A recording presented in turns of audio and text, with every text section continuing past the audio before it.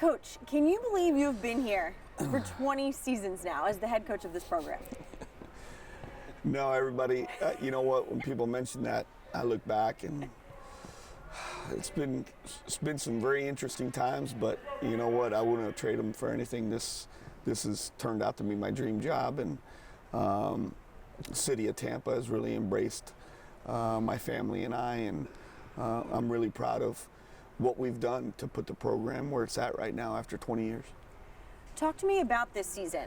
Second game, I believe, you beat Texas. You hung tough with Baylor. We have a 2-game winning streak right now. You won your first conference game. What's going on with this season right now? Well, we're depending a lot on a lot of young guys, on 3 freshmen and a junior college transfer.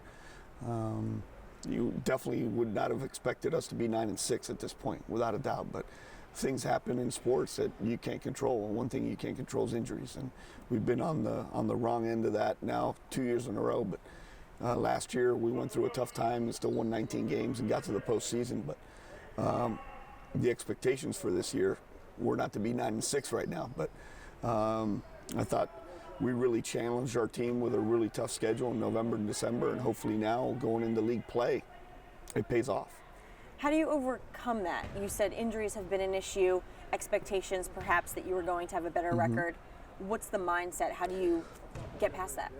Well, you know, I think you got to do a great job with recruiting and player development. And guys that weren't expecting to get the minutes that they're getting now have to play some valuable minutes for us. And that's what's going to have to happen here in January, February. Speaking of recruiting. Yes. You have 9 players out of 13 that are from outside of the United States. When did you start looking elsewhere, I guess, if you can say it that way? I think when we made the move from the Big East to the American, it changed our recruiting landscape. We weren't in the Football 5 conference, and even though we were a top 25 program, we weren't getting that blue chip top 50, top 75 recruit we were getting when we were in the Big East. 16 teams in the Big East, 8, 9 go to the NCAA tournament, another 4 to 5 to the NIT. So when we went to the American, it changed a little bit. So we had to be a little bit creative on our approach and find a different way to get that same caliber kid we were getting before. Over your 20 seasons, yes, what changes have you noticed specifically with the university as a whole? Well, I think President Genshaft has a lot to do with that. I mean, I think the University of South Florida wouldn't be where it's at today if it wasn't for her. Top research institution, preeminent institution. What Joel Momberg did with the foundation, the amount of money we have in reserves. I think the academic integrity and the academic profile of the entire university has totally grown. You look at the incoming freshman class, the requirements for incoming freshmen, and our graduation success rate all across the board. But you look around all the new buildings.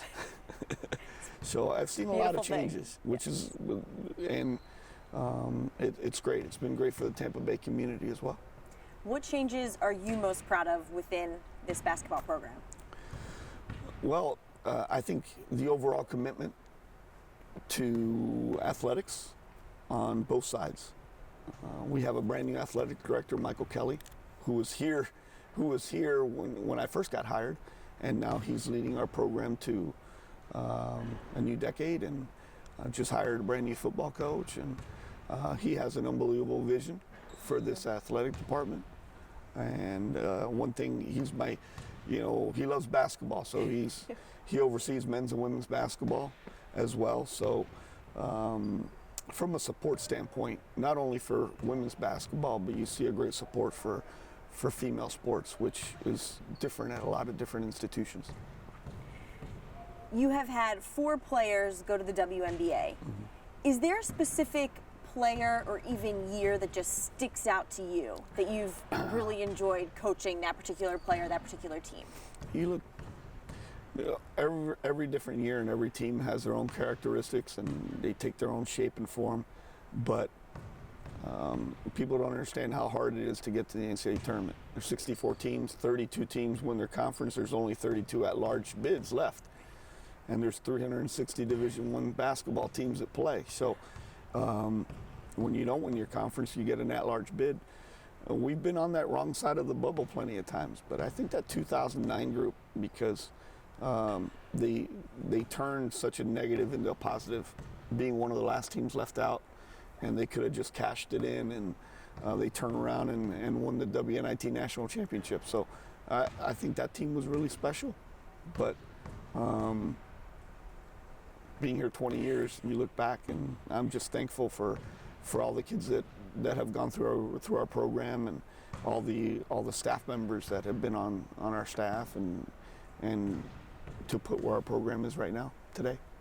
What does the future hold for you as well as for this program? Well, a lot of people ask me that. I'm going to keep doing this till, you know what, it's just not enjoyable anymore. And have that fire every day to continue to mold and grow these young ladies, to get them ready for the real world when the ball stops bouncing, and to continue to try and get this program to the second weekend in March to be a Sweet 16 team.